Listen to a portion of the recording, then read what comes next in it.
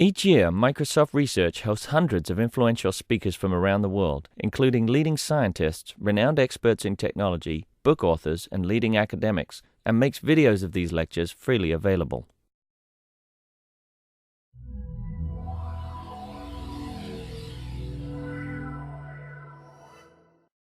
No human. Whatever we're talking now is recorded.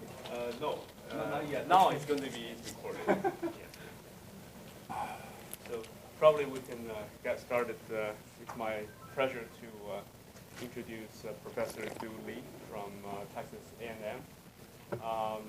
He got his PhD in year 2000 from UCLA, and then he received a NSF Career Award in 2002. Today he's going to tell us a little bit on progress in book editors and also operational transformation. Okay, thank you. Yeah, my work has been focused on Groupware architecture issues, and but recent couple of years have been more focused on Groupware editors and concurrence control algorithms. So operational transformation is a type of algorithm for consistency control in group editors. In real life, we often have to write together with other people, on the internet or together. So, for example, papers, proposals, all kinds of documents, even to maintain websites. When it is more complicated, we often have to do this with some other people. In software engineering, we have to write programs, documentation. And in CAD, we often have to produce design diagram with other people. So in the software side, there are a lot of internet-based productivity tools coming along over the past years. For example, some recent versions of Microsoft Office tools, like Word, PowerPoint, we can see more and more collaboration features are being added into this kind of Office product. Group editors is the type of group application that support the collaborative editing of a shared document. The collaborative editing there could happen in real time, could be synchronous or asynchronous, or could be a mix of several different modes. And the co-authors there could be co-located in the same office, same building, or distributed over the continent. Group editors are a classic model and a research vehicle of Groupware, especially the real-time synchronous Groupware applications. Because all those kind of applications share a common characteristic. They allow people to collaboratively manipulate some shared data or document in a distributed manner. Group editors are typical Groupware application because they have some general research issues that are common in a variety of Groupware systems. Like we have to study how people write together, how they coordinate, what kind of software they use for group writing, like using single-user editors or group editors. And then the next issue is to how to design a group editor to support these kind of activities. So the software engineering issues like how to build group editors, and the more specific issues like how to maintain consistency in group editors. And then when we have got a group editor, how to evaluate the technology in a social context. Does this technology really improve the productivity of the target group? And how people adopt the product and how they use in a social setting. Operational transformation is a widely accepted consistency control method in group editors. Very studied in the past 15 years, especially the past decade since 1996, has been a very active research topic. We can see many papers each year in major conferences in the journals on this topic. So a lot of progress has been made in this field. but still there are a lot of open research issues and opportunities. So my argument here, I will talk a little bit today is that operational transformation really reflects the nature of CSW. It's not something just be there and being researched by a lot of people every year. It really means something, match the nature of CSW.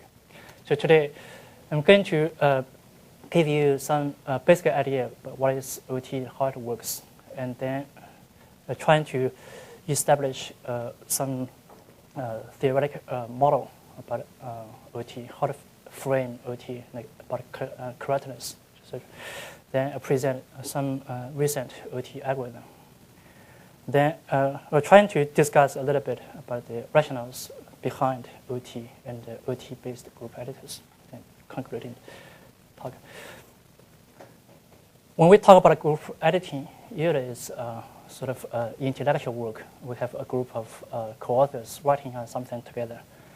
So when people are involved in writing, it's better to have high responsiveness. Otherwise, people will be frustrated not to.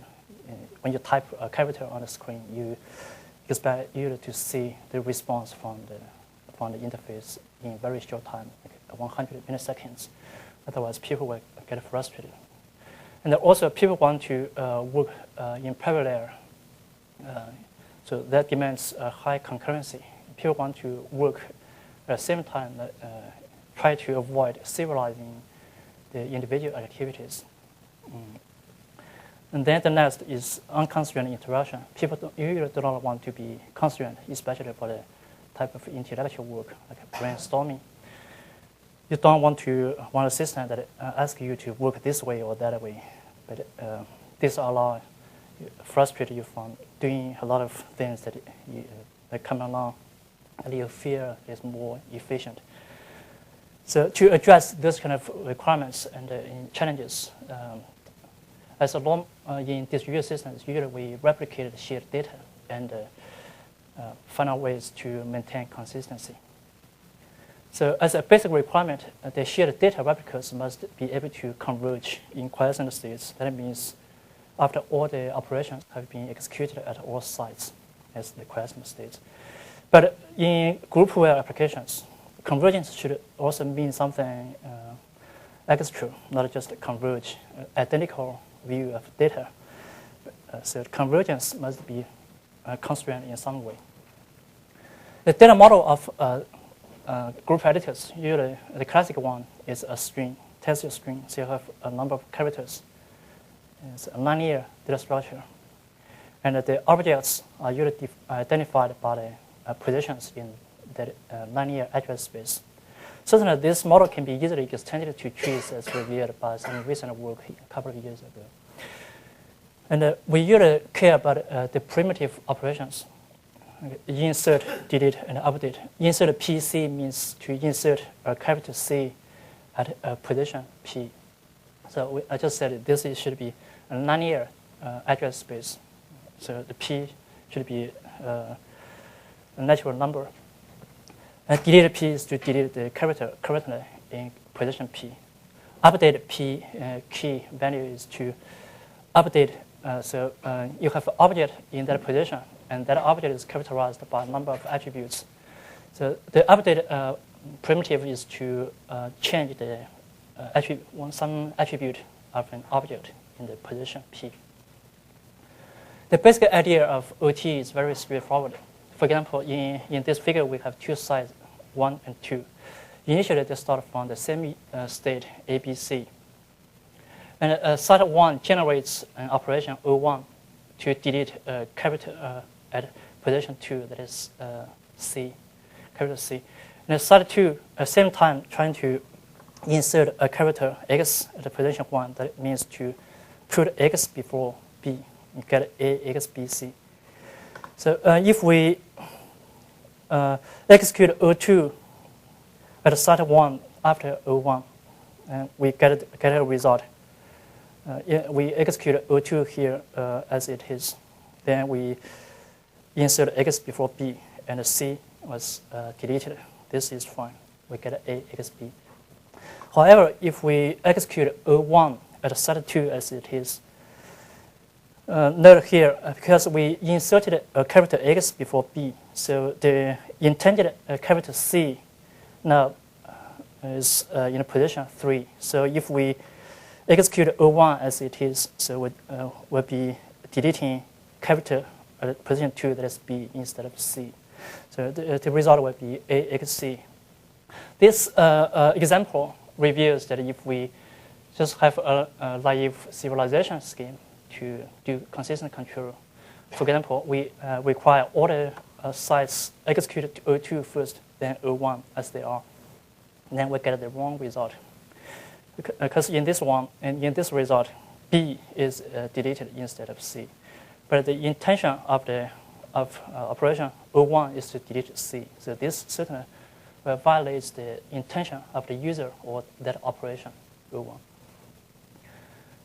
So it's actually a problem of divergence and intention violation. This has been reviewed by researchers many years ago. So the OT intuition is to transform O1 at site 2 before we execute O1. The reason for this is the target character has been shifted to the right by one position by previously executed operation O2. So if we shift the position of O1 by one position to delete the character at position 3, then we get the correct result, which is AXB. So if you have a global clock, that could solve this problem? A global clock does not solve this problem because the clock use a linear clock or vector clock. You're trying to determine which operations are concurrent.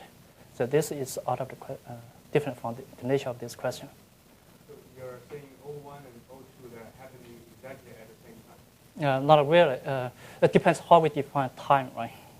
Because here we only care that O1, O2 are generated without mutual knowledge of each other. That means they're concurrent and independent. So all we need to know is that these two operations are concurrent. So in this particular case, we just needed to shift the transform O1 against O2 because they're concurrent. So to summarize, the basic ideas of OT is to execute local operations immediately. In this way, the local response time will not be sensitive to the communication latencies.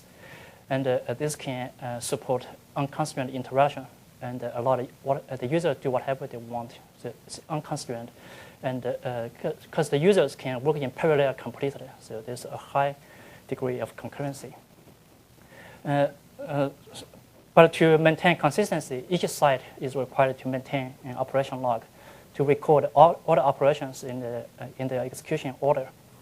And then the remote operations are transformed against all those concurrent operations that have been executed at that site. So we can just need to pick up those concurrent operations from the log that is already available. Then the final result of the execution at the host system will be independent of like a particular execution order at different sites. That is, we do not really require serialization of the operations in OT. Each OT algorithm usually is comprised of two parts. The first is a set of transformation functions. Those functions determine how any two operations are transformed against each other. Usually we have two types of transformation functions: inclusion transformation and exclusion transformation, which will be talked about just a little bit. And the second part is a control algorithm that will determine the exact transformation path. Because when you have a lot of operations in a log, you have to determine to transform the current operation against which one first and which one next. This is the so-called transformation path. Inclusion transformation is abbreviated for IT. So when we talk about IT, given two operations, two parameters, O1 and O2, we usually assume that O2 has been executed immediately before O1. So for example, if O1 and O2 are concurrent and O2 has been already executed at that site, Now you want to execute O1. Then you have to transform O1 against O2 to get a form of O1 prime, such that O1 prime can be executed in the current state. So that is essentially to include the effect of O2 in O1 prime. The rule of IT is very simple. The general idea is the following. If O2 inserted left to the target position of O1, because O2 already happened before, right? So we just need to increase the position of O1 by one to incorporate the effect of O2. And then if O2 deleted one character left to the target position of O1, then we just need to decrease the position parameter of O1 by 1. That is the basic idea of IT. ET is sort of a reverse of IT. So if we want to exclude the effect of O2 from O1, we assume that O2 has been executed immediately before O1. So that means O1 already included the effect of O2. Now we want to exclude the effect of O2 from O1. Then we just do in reverse manner as IT. So generally, if O2 inserted to the left of O1, then we just need to pretend that O2 has not happened. Then we just put back, take away the character inserted by O1, by O2. So what we do is to decrease the position of O1 by 1. If O2 deleted a character to the left of O1, then we just need to put back the character deleted by O2. That means to increase the position of O1.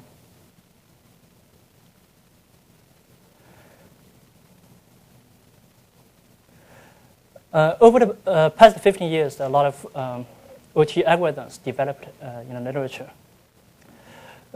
OT, as we just seen from the simple example, is different from the serialization protocols in databases. In databases, we serialize reads and writes, and we have a total order of execution. Then everything should be fine. OT, to achieve the purposes of OT, had to achieve unconstrained interaction, and and high concurrency. We distinguish writes by 3 types: insert, delete, and updates. Because of this kind of distinguishing, OT is able to preserve all the interaction results. And also because of this, it can reduce the chance of getting conflicts, and it can achieve a high level of concurrency. However, if we preserve all the interaction results in the final state, then it could be messed up if the results are not constrained in the right way. So in this part of the talk, I'm trying to discuss how to constrain convergence in Groupware and group editors in particular. So we need to have an OT framework. We should have a theory part which determines define the correctness criteria by which we can frame OT algorithms. Especially, the target here is to constrain convergence, because in Groupware, only convergence is not sufficient. We have to consider something extra. And there should be a technical approach guiding how to develop and improve OT algorithms. Over the past decade, a lot of efforts devoted to frame OT. For example, the famous TP1 and TP2, the 2 transformation properties, they were defined by researchers in the early 90s to trying to constrain OT algorithm in terms of correctness. TP1 is to say that when you have 2 concurrent operations, they can be executed in any order. For example, when you have O1 and O2 to be executed on the same state S, you can either execute O1 before O2 or execute O2 before O1.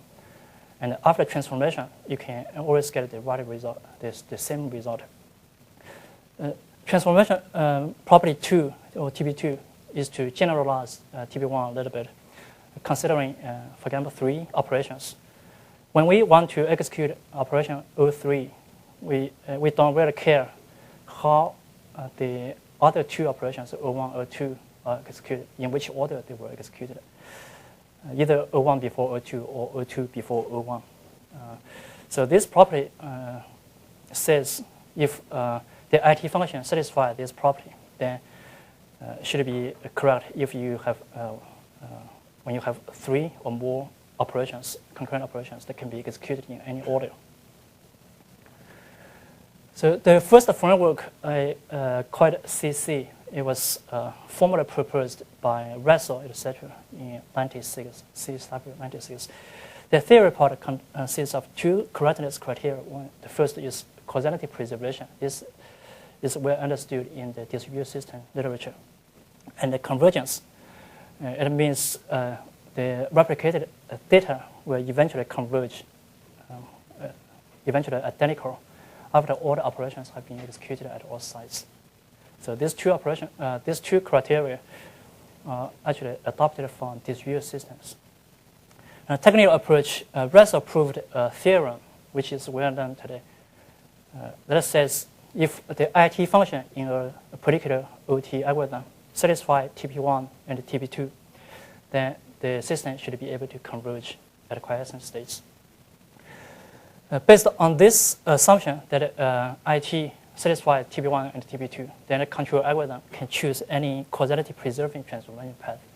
That means in any transformation path, you just need to make sure that the causality is preserved in that path. That means if one operation is happened before the other operation, then at any sites, the execution order should be the same one before the other. So that means causality preservation transformation path. We can take a look at this framework. First, look at the theory part. It requires causality preservation and convergence. Causality preservation is very easy to achieve by using, for example, the vector timestamps. But convergence in a groupware setting usually is not sufficient. For example, in this scenario we just discussed, we know the correct result should be AXB. But if we only care about convergence, then the system will be equally likely to converge instead AXB or AXC. And then we know that the result of AXC is not correct because it deleted the wrong capital B instead of C, right? Because O1 was intended to delete capital C, but now in this result, B was deleted. So in a group where in collaborative settings, the convergence may not always make sense, as revealed in this example. But according to the theory part of the CC framework, both these 2 results are theoretically acceptable. The CC approach part defines 2 properties, TP1 and TP2, and have a theorem saying if IT satisfies TP1, TP2, then you can always guarantee convergence. However, this work does not provide a guideline on how to develop this kind of IT.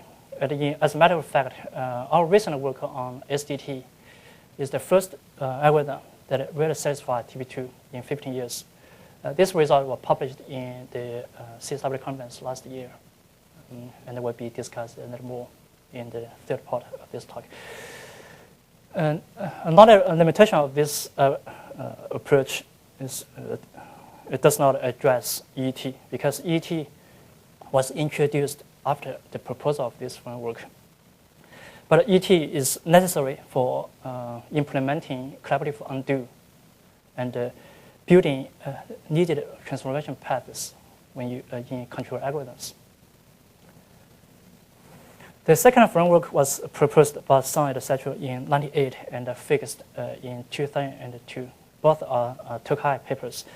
The theory part defines three criteria: causality preservation, convergence, and they added a third condition called intention preservation. I will just talk about intention preservation in just a moment. The technical approach, they identify a number of IT and ET properties or preconditions, and have the control algorithm to satisfy these preconditions. The CCI model was widely referenced since 1998, since its proposal, cited in a lot of papers and group editors. The intention preservation condition is the first attempt to converge, to constrain convergence in Groupware or Groupware editors. It considers human factors in consistency control. In intention preservation, we can either say it is operation intention or the intention of the users. Right? So it actually considers human factors at a low level as consistent control. However, the intention preservation condition is not well formalized. In general, it's very difficult for us to tell what exactly is intention preserving and what is not. Therefore, the algorithm correctness is very difficult to verify and prove, because you have a criteria in the correctness model that is difficult to tell. And in the CCI approach described in the paper, in the two papers I just mentioned, they identify a set of IT-ET preconditions like TP2, TP1. We know that TP2 is particularly difficult to achieve. And the other properties including reversibility, transpose property, and inverse properties. In this approach, they didn't provide guidelines for developing and proving OT algorithms, because the criteria is difficult to tell, right? Then the discovery of solution of so-called OT puzzles have been a norm in this line of work. And this is very debatable in the community, in the Groupware community, because it's not clear to a lot of people when this cycle will eventually end. That one puzzle come out after another, so nobody can tell how many more puzzles will come out. To address this problem, we propose a new framework called CR. We define a consistent model consisting of two criteria. One is causality preservation, and second is called a little bit tedious, operation effects relation preservation. I will explain this in a while. And we had equivalent only formalization called CSM in last year in the CSW conference paper. And these two are essentially the same, just different way to say it. So operation effects relation is a core concept in this model. We can explain this relation, effects relation, in the following example. Suppose we have three sites starting from the same initial state ABC, and concurrently site 1 executes O1 to insert X after capital B. And site 2 deletes B at AC. Site 3 inserts capital Y before capital B, so we get A, Y, B, C. We define a function CO to refer to the effect character, the character of O. That means the character you want to insert, delete, or update. So in site 1, we can take a look, because B, as a result of that operation O1, we know that B should be positioned before X. So that is to say that the effect character of O2 should be positioned to the left of the character of O1.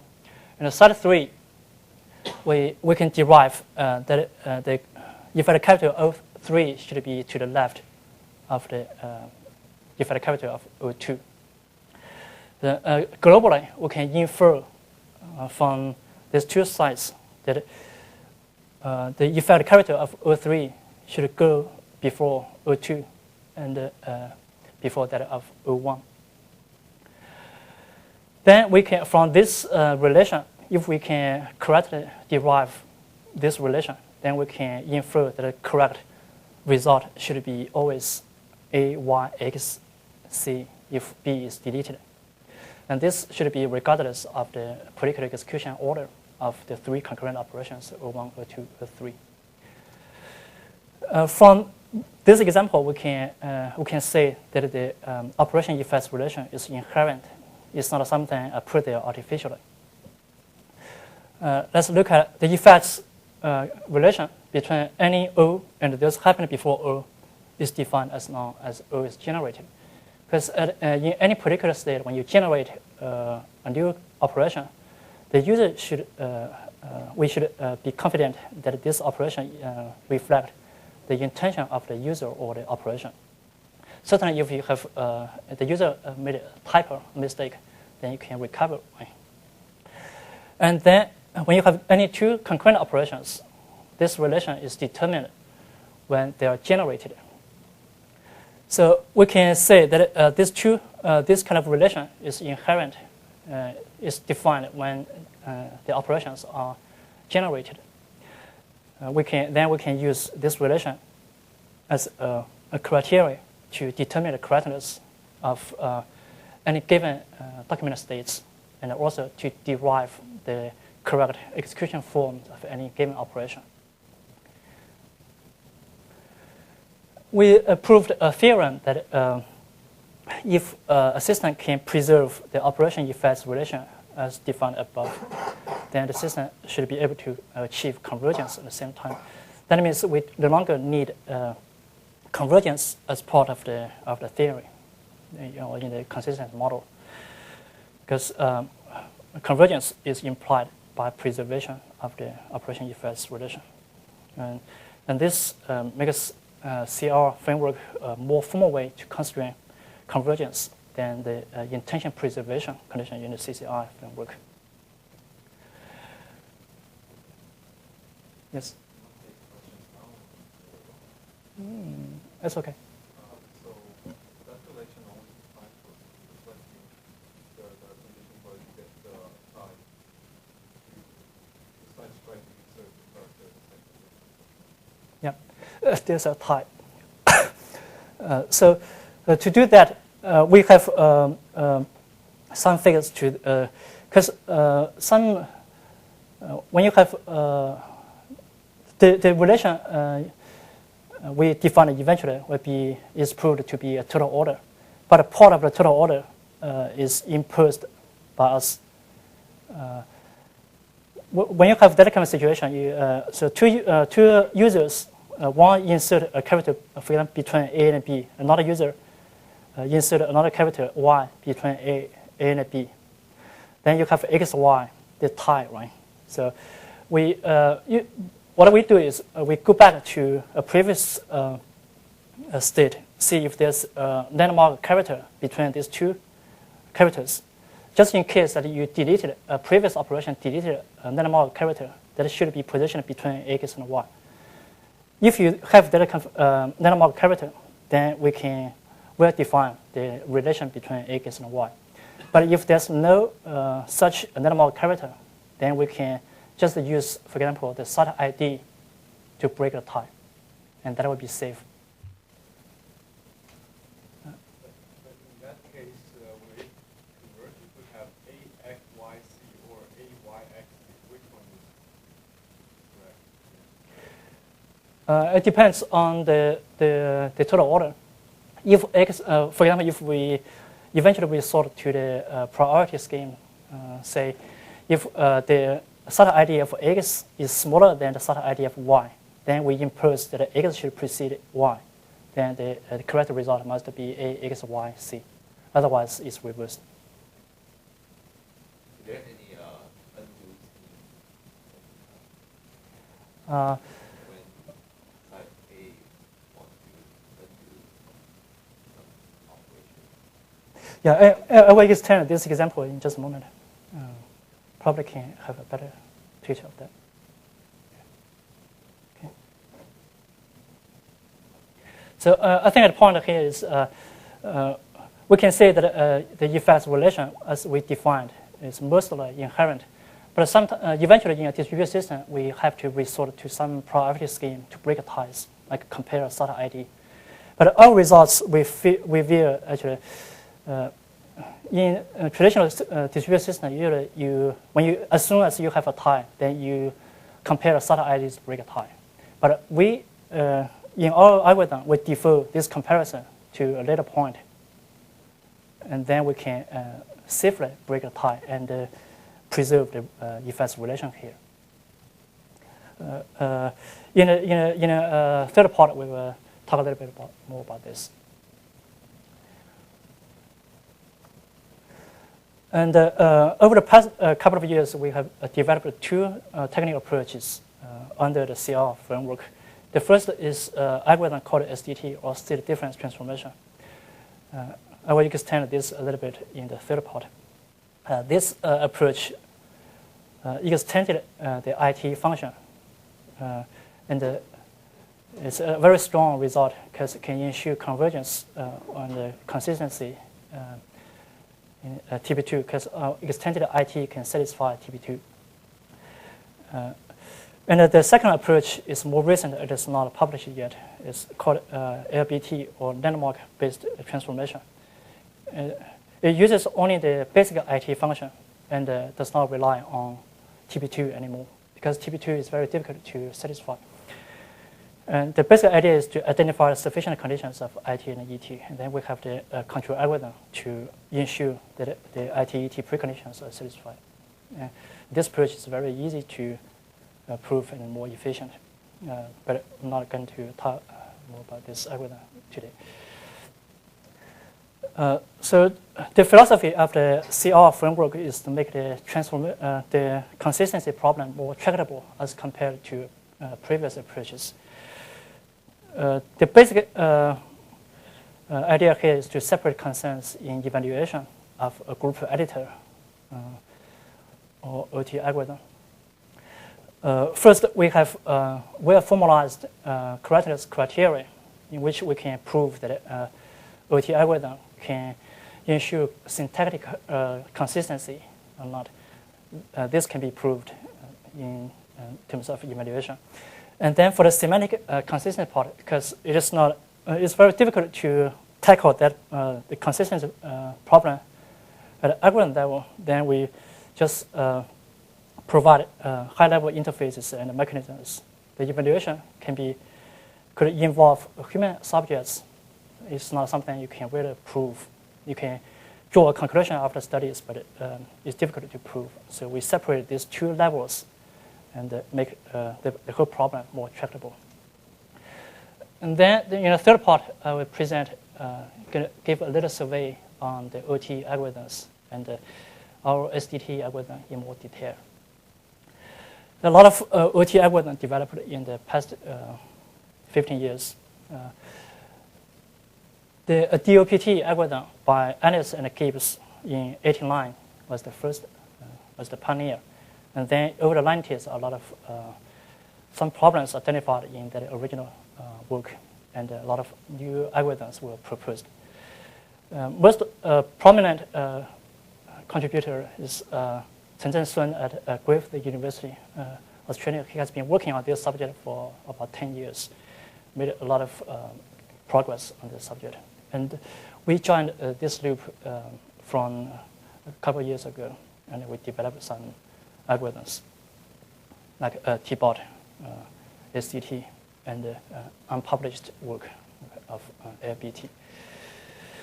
We can try to taxonomize this kind of algorithms from different perspectives, like if we consider the IT functions.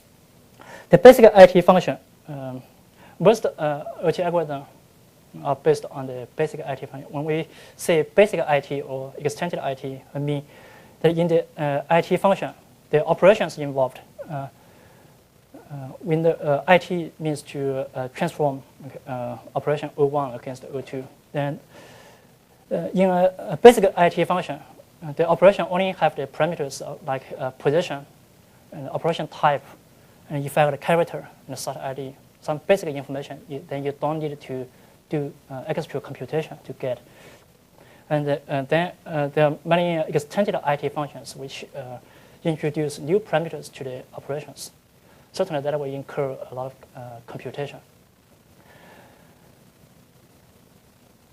And we can also characterize this operation, these algorithms from the relation to TP2.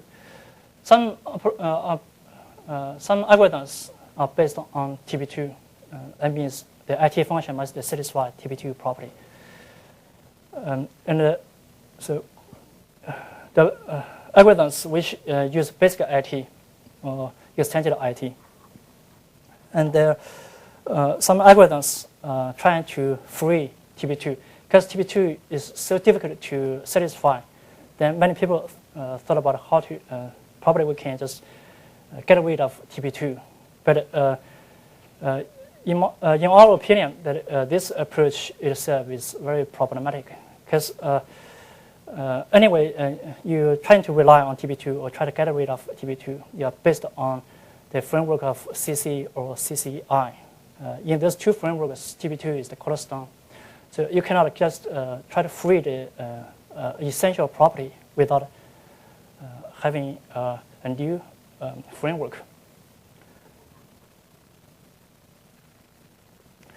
So to summarize, we have figured out that previous work have been going along two directions to develop OT algorithms. The first is to rely on TP2, and then if IT satisfies TP2, then you can converge along arbitrary transformation paths. This is a very strong result.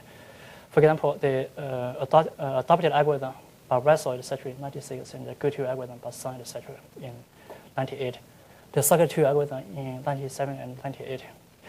We have proved that the basic IT function, because all those algorithms actually adopted and GoTo rely on the basic IT. The basic IT without extra parameters cannot really satisfy TP2. And Circle 2 and SDT use extended IT, and we have proved that only SDT is correct along this direction. The second approach is to free TP2. Certainly there are two alternatives. First is to use the basic IT, and we have proved that this is really a dead end. It cannot be correct anyway. And so, but if we relax this the condition a little bit using the basic IT function, but reducing the causality preserving path to dependency preservation path, then we can make it correct.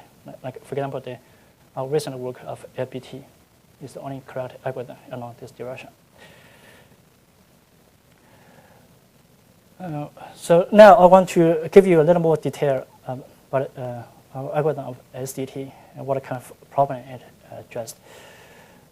We look at the scenario again. We have three sites starting from initial state ABC, and site 1 insert X after B. Site 2 deletes B, and site 3 inserts Y before B. The final state, as we analyzed a moment ago, should be A, Y, X, C. But the previous work usually get the result of A, X, Y, C. This problem is signified if B is recovered.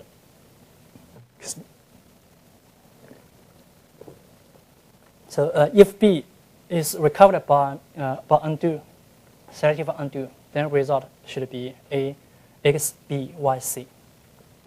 So certainly this will surprise the users of site 1 and site 3, because they intend X be after B and Y be before B. If you get the result A, X, B, Y, C, then certainly it violates the intention of the two sites there, and it can cause divergence.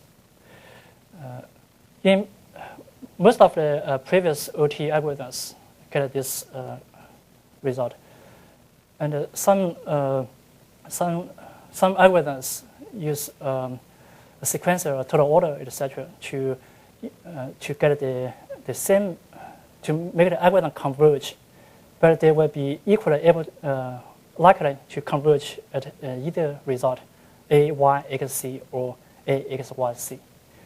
We have also proved this point in unpublished work, eventually.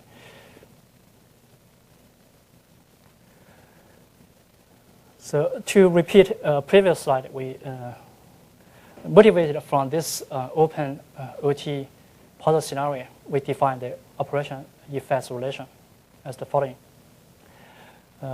We can infer that the effect of O3 should be to the left of that of O2 and to the left of that O1. Then if any result that violates this inferred effects relation, we say it is a ERV problem because it failed to preserve the effects relation. And we figure out most of the OT puzzles and problems can be attributed to this problem, the ERV problem. The root, yes. Again, question of terminology. When you say dependency preserving relationship, what can you apply dependency? No, it's not. Let me explain these two terms a little bit. Causality preserving path means in a path, if you have O1 positioned before O2, okay, if O1 happened before O2, then in any path that O1 must be executed before O2.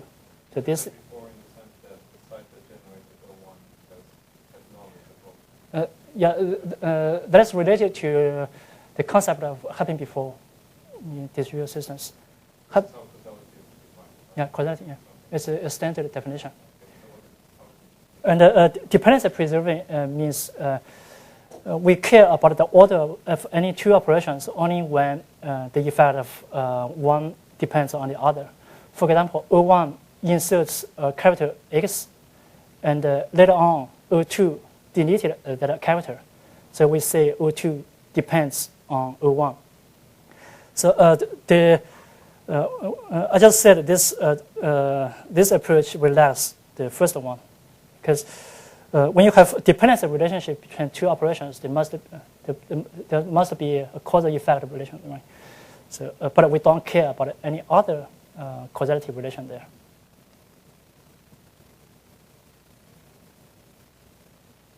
Okay.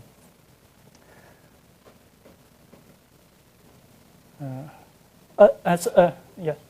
When you say the final state must be AYXC, it's as if that there is a way of determining the correct final state there. Yeah, because we can. Because when site 2 wants to delete B, it might because there's no X. If site 2 sees that site 1 already inserted XB, maybe there's no need to delete B. Yeah, right. I agree with you. So what we are talking about is something I call syntactic consistency. When you talk about that, we call it a semantic consistency, because the user behavior, you have a mutual influence there, right? When you, if I see you delete B, I probably do something different, right? The spirit of OT is to preserve all the operation behavior, all the interaction results in the final state. Then if you don't like this result, you can negotiate and you can resort to high-level mechanisms to solve the semantic level consistency issue. Right, but you. Yeah, go ahead. But this is difficult. Yeah, consistency. So my question is, if you can negotiate, then it might not matter too much if. Yeah, right. Correct state. Uh-huh. Yes, certainly we have we have many different ways to solve this kind of problem. OT is just one approach. It could be better than the others, could be worse, and this will depends on, because OT you have to first you preserve all the interaction results. Above that, you provide mechanisms like undo recovery, multiversioning, etc., for people to resolve conflicts. So this certainly will take some hassle, right? But it could be resulting in more desirable final results. Instead, if you go another direction by providing some other mechanism, could be save some negotiation, but the result might be worse than this. But so far, I can say that there's no definitive conclusion yet. Everything is open in terms of this. Okay. You have. Okay. So the root of the ERV problem is the previous IT function cannot correctly determine the effects relation of two operations involved. In a Python scenario, at one side we execute O2 first, then O3, then O1. These three operations are concurrent. So first we execute O2, right? It's already there. Then we execute O3. Because these two operations are concurrent, then we have to transform O3 against O2. That get the result inside 1y. Then if we want to execute O1, then we have to transform O1 first against O2, and then against O3. Right? So if we look at this trace, we first transform O1 against O2. We get insert 1x. Then we transform O1 prime against O3 prime. Because these two positions are both 1, they tie. Right? So in previous work, they just compare the solid IDs to break a tie. And because the solid ID of O1 is smaller than the solid ID of O3, so O1 prime, the result will not be shifted. So you still get the result of insert 1x.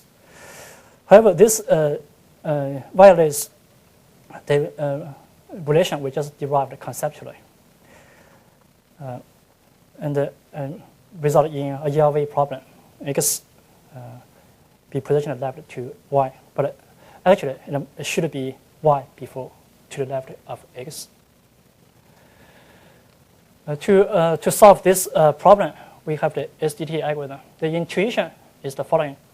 When we trying to transform O1 against O2, and there's a tie. A tie here actually means if O1 and O2 tries to insert at the same position, then we trace back to a previous state called last synchronization point, or LSP.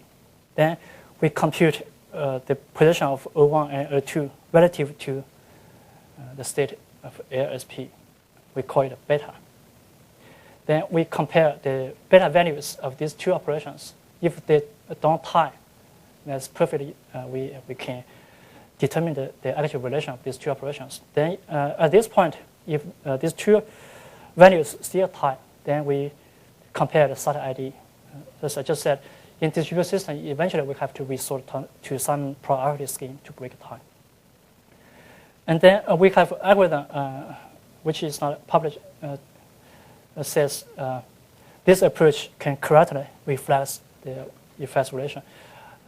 I mean, the approach, if you cannot determine the actual relation in current state, then you trace back to some previous state, then do it again, then you can, the result will be correct.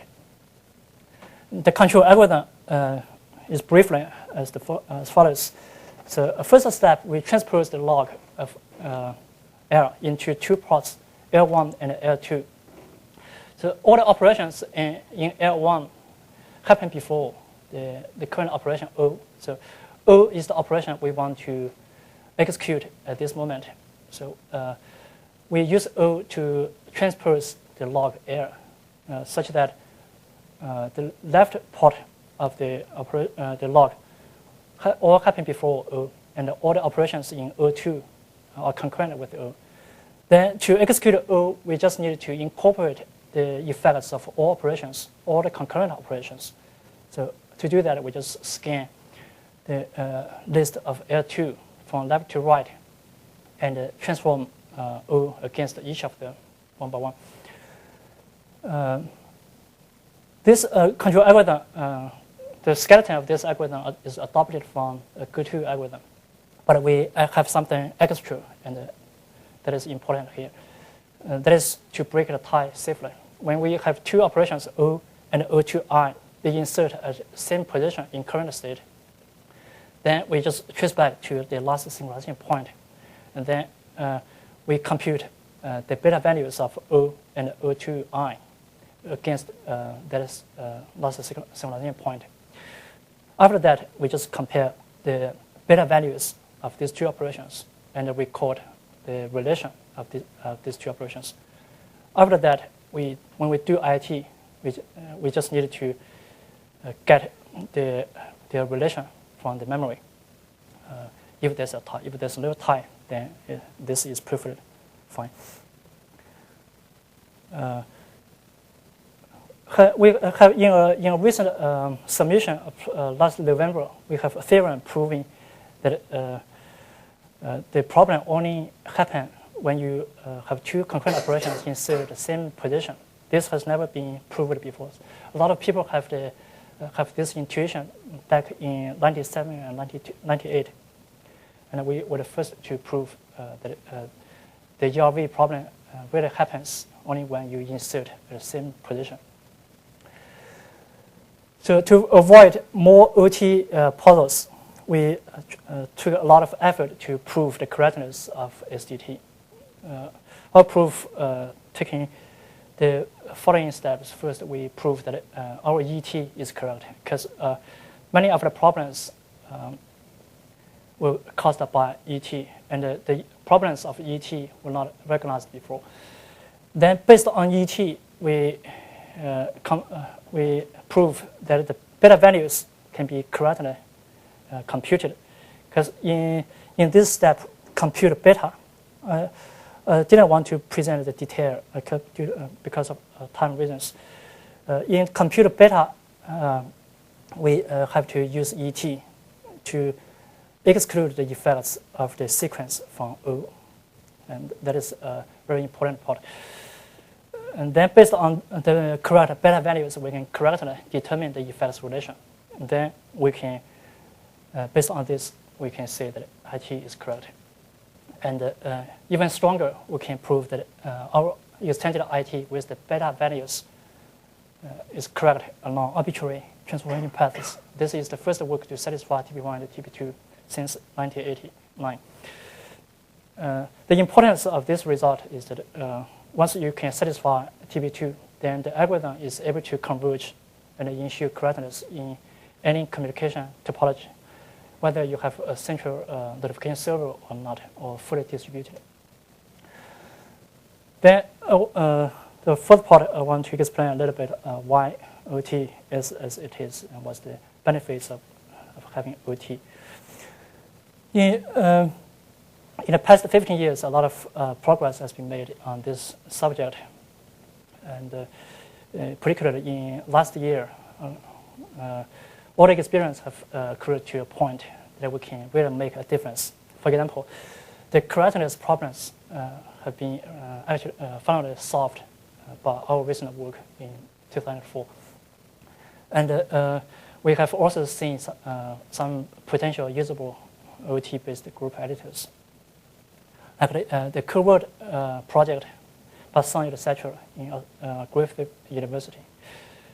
This work was published in the CSW conference last year. And we have a project called ICT, first published in 2000 CSW. And we have an intermediate result last year in the group editing workshop. And we are trying to work on this, we're still working on this project. Despite all this kind of progress, there's still a lot of open research opportunities, like how to maintain semantic consistency. As Li Wei just raised the question, how to maintain semantic consistency, and how to allow people to resolve semantic level conflicts, etc.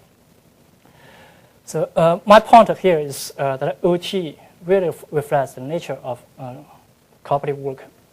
We look at the main characteristics of OT. You can achieve high responsiveness such that you can use a group editor the same way as a single user editor. It's just as responsive as a single user editor. And it can also achieve high concurrency such that the users can work in parallel if they want.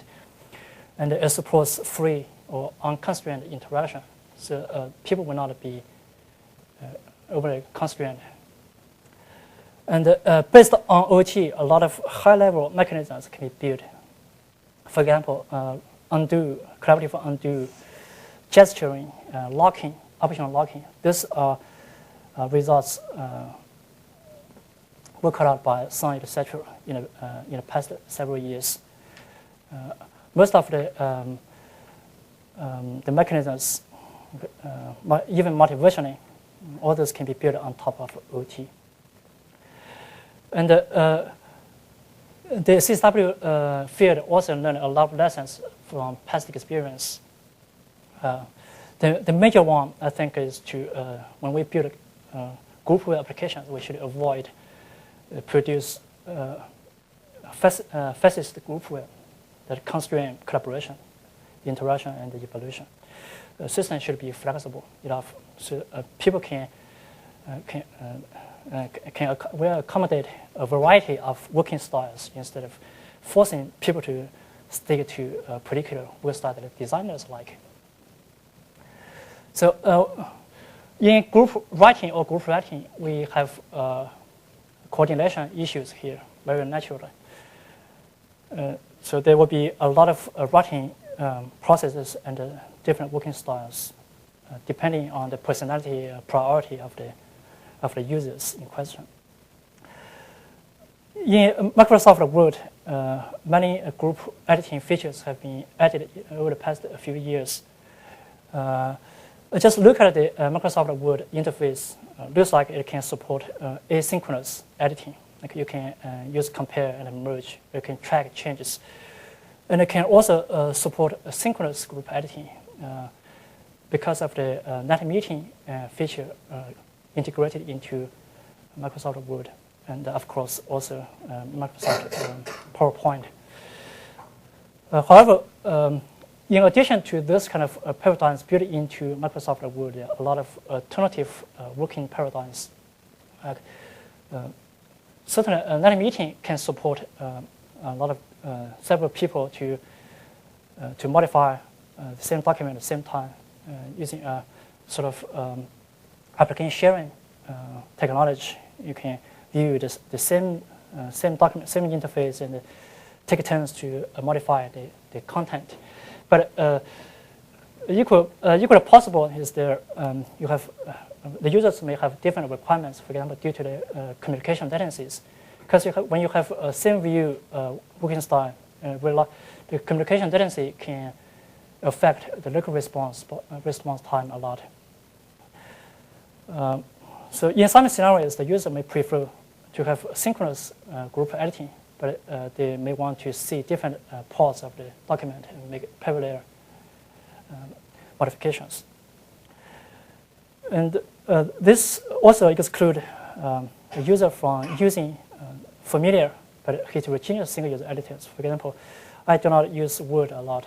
Most of the time, I use VI and use LaTeX to produce papers. Certainly, Microsoft will not be interested in supporting VI, which is also an important factor in group productivity, which allows the user to use familiar editors. And also, this does not support fluid switching between different editing modes, synchronous, asynchronous, different working styles. And it has not addressed the problem of user-defined writing processes, especially this coordination process that people would like to negotiate when used, and those are emergent by nature. It's well understood in CSW that coordination is essentially articulation work. That means the coordination process is usually difficult to define before the process really happens. It's dangerous to enforce and prematurely commit to specific coordination styles, especially this envisioned by the software designers. The coordination process should be sensitive to the user group's task in specific situations, even the network connectivity, availability of users, etc. The process should also be negotiable and evolvable during the actual use of the group editor and the editing task. These are very general accepted conclusions in CSW. So based on all these arguments, I envision a group editor which take the following sort of architecture. So at the bottom level, we should be able to support a number of heterogeneous single-user editors, because in general, it's easier and more productive for individual people to use the familiar user interface for group work. So we know that many people like Word, many like GVI, Emacs, and many other single-user editors. So on top of this, we should be able to adapt these single-user editors for group editing purposes. And then at the next level, we should have the OT algorithm there to implement a reliable collaboration media. At this level, we should be able to ensure syntactic consistency. We preserve all the interaction results and left to the users to determine which version is more desirable and which one reflects their intention more closely. So to achieve that on the top level, I wish to implement flexible collaboration media.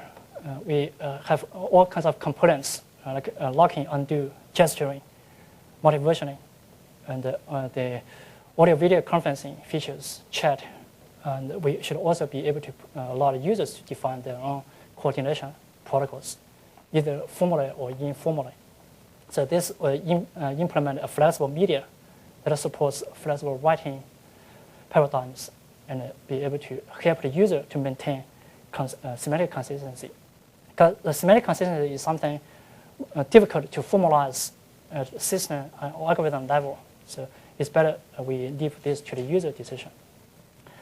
So this paradigm, we really advocate a way of groupware engineering to separate concerns.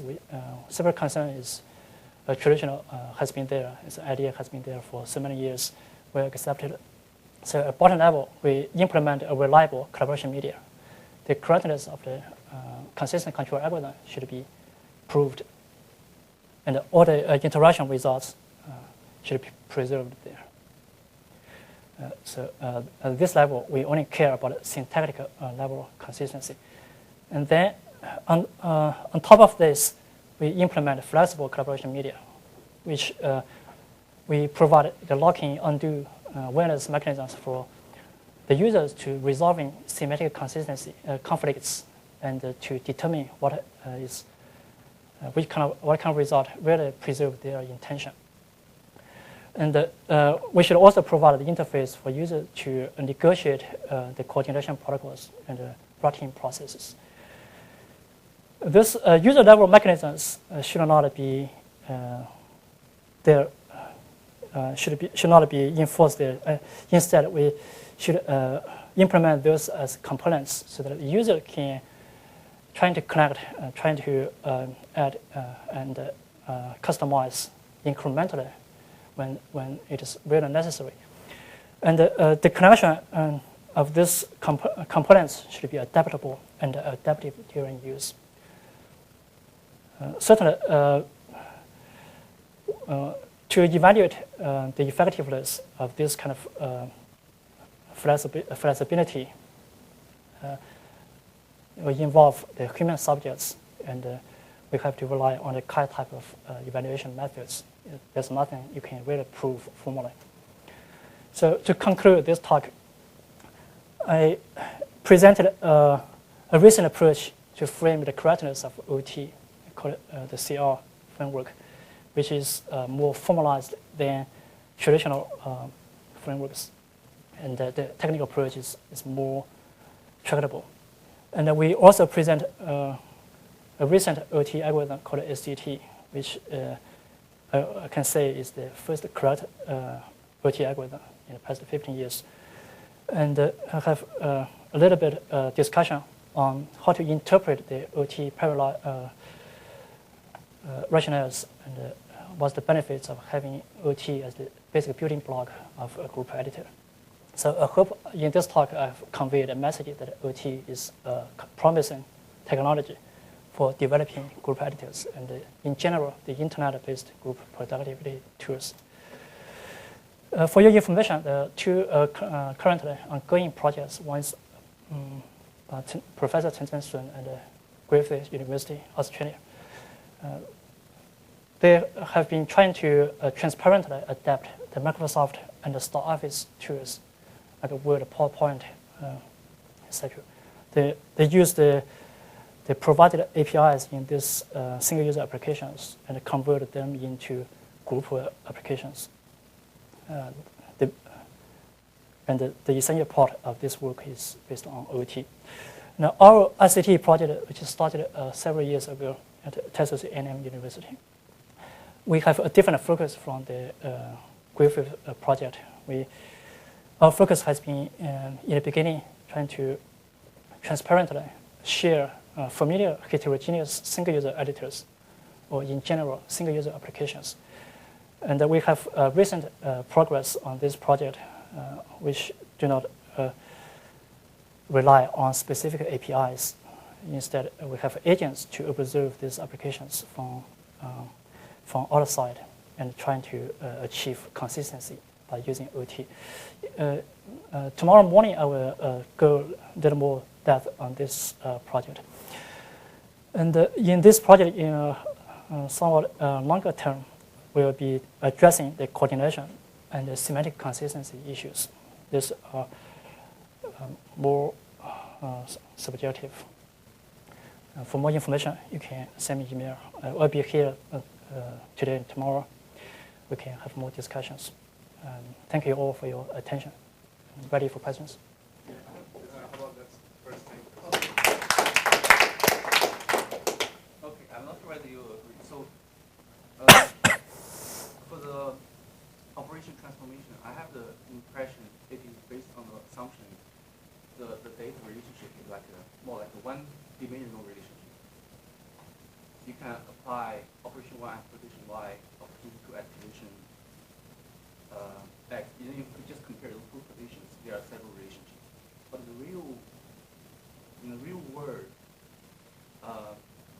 is the data relationship to be more complicated. It may not be simply one a buffer, right? You co-editing a string. It could be a document, or even more complicated. It's like maybe a better abstraction of this is like you have multiple.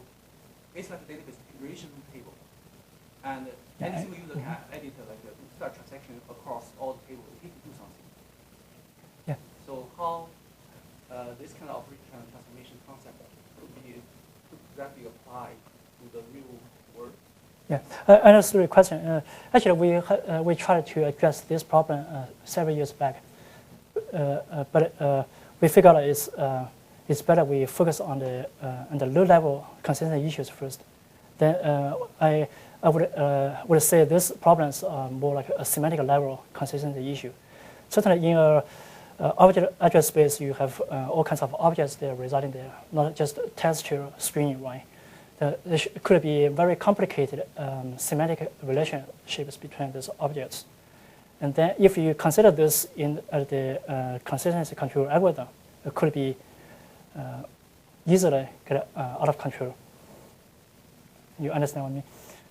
It would be very difficult for you to develop the consistency control algorithms. So we would rather defer the research of this issue to some future time. And actually, in the past couple of years, there's some papers published in the group editing workshop trying to address this kind of problem. Some are, I don't remember, actually, maybe they're mostly on graphics editors.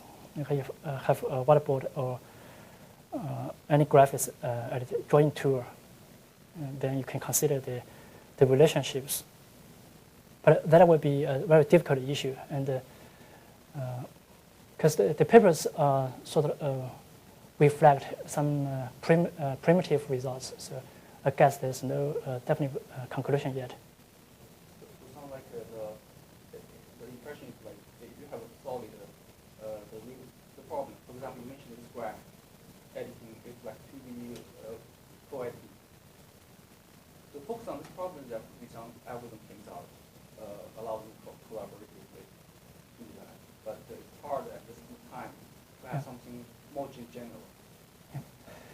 because first of all, you have to define the relation, right? What kind of relation you want to maintain in terms of consistency.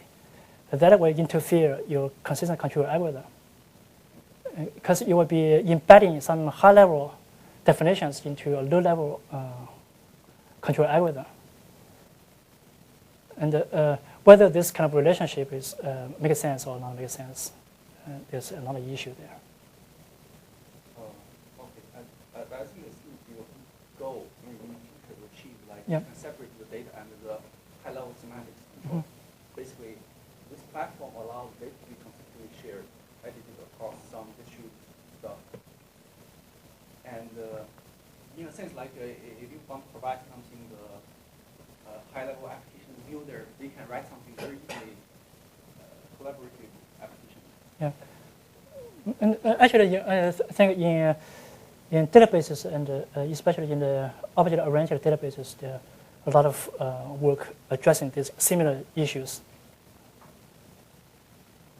So I'm proposing, you can pull off this platform. I think there's only one very short presentation, otherwise we will have discussion time. What is ICT? ICT stands for Intelligent Collaboration Transparency. Is that a like word-like editing? No, it's not. It's a general a group engineering style. Different way to do. Because traditionally we build up groupware applications from scratch, right? And this approach, ICT, is to transparently share single user applications. So you don't need to build, you can save a lot of engineering effort, putting the cost on the system builder infrastructure. It's like desktop sharing. No, it's a different thing. Yeah, we'll probably have more time. Yeah. Well, I will give you some idea tomorrow morning. Probably another layer on top of Yeah, you can see some general idea from this part, the bottom level. We have a lot of black boxes here. The single user applications that the users are already familiar with. Then instead of building, spend a lot of money and time building Groupware applications first you have to simulate those existing features, single user features, right? So this our approach is to have software agents outside to guess what you're trying to do, and then try to achieve consistency. So let's thank the speaker again. I think we're all Thank you.